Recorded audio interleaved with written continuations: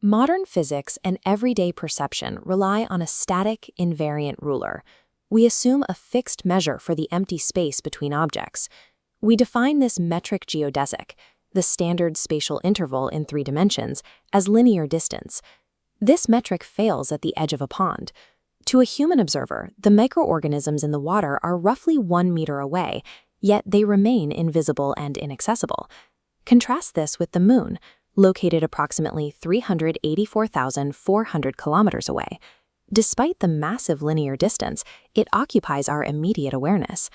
The space-time occupancy framework identifies reality as a series of information states separated by rendering costs.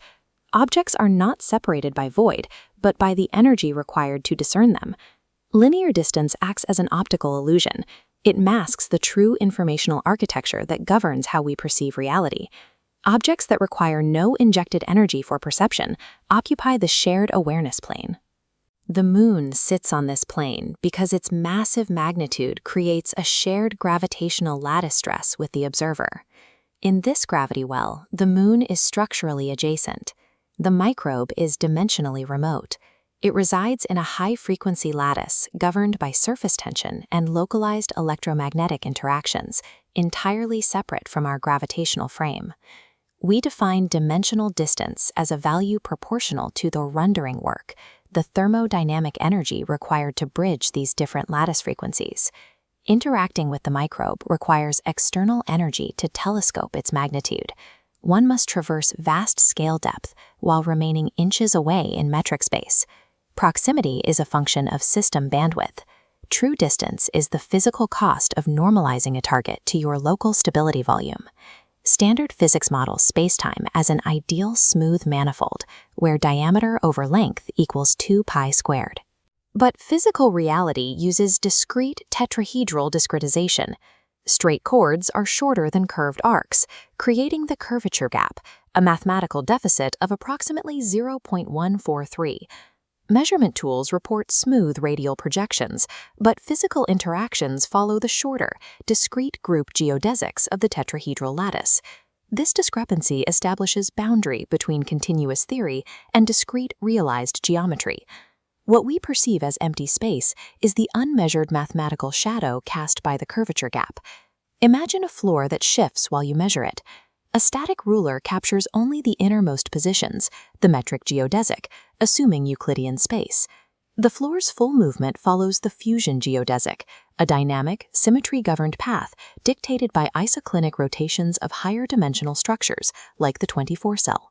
In 24-cell geometry, there are 2 distinct references: a metric shell defined by short chords and a fusion shell defined by long hyperroot radii. Standard physics normalizes both the metric chord and the fusion radius to a unit of 1. This conflates 2 different reference frames as if they were identical.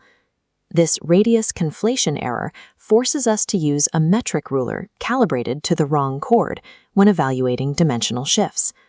Anomalies in quantum mechanics result from measuring a dynamic 4-dimensional fusion path using only its static 3-dimensional shadow. Classical physics assumes that distance is symmetric, that the path from A to B is identical to the path from B to A. The directional rendering lemma reveals that proximity is a directed relation. Scale depth is an axis entirely orthogonal to spatial separation. The Moon is spatially far but dimensionally level. The microbe is spatially adjacent but plunged deep into the scale axis. Traversing this depth requires crossing lattice boundaries, triggering a discrete, Landauer-scaled +1 thermodynamic impulse. Rendering a bacterium requires massive work from a human frame, while the bacterium's perception of a human macrochannel is disconnected. Symmetry fails. Nearness is a directed relationship based on the thermodynamic cost of rendering. Discernment of the microbe is achieved through the axiom of telescoping magnitude.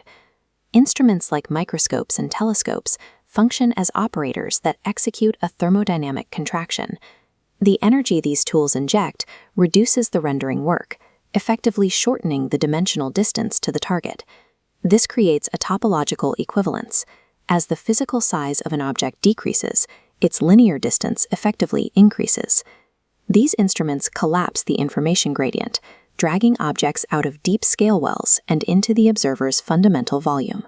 We only ever perceive the thermodynamic cost of stability. This framework recontextualizes entanglement as a simultaneous structural update. If spacetime is a woven trampoline, a weight dropping instantly alters the edge's slope. No signal propagates.